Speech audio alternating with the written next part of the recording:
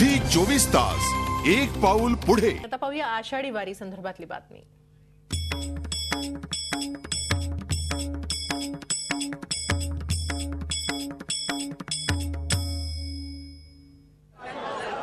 आज सकाळी तुकोबारायांच्या पालखी सोहळ्यातलं गोल रिंगण पार पडल्यानंतर दुपारी माऊलींच्या पालखी सोहळ्यातील पहिल्या उभ्या रिंगणाचा सोहळा चांदोबाचे लिंब इथं पार पडला। लोणंदकरांकडून पुरणपोळीचा पाहुणचार घेतल्यानंतर माऊलींची पालखी विविध ठिकाणी भाविकांना दर्शन देत चांदोबाचा लिंब इथं पोहोचली।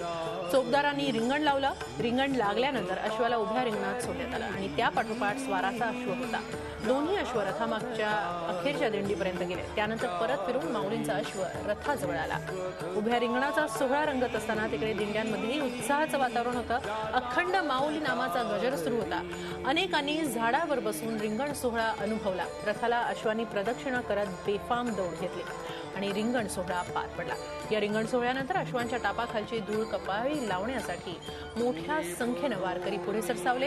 या रिंगण सोहळ्यानंतर माऊलींची पालखी तरडगाव मुक्कामी मार्गस्थ झाली।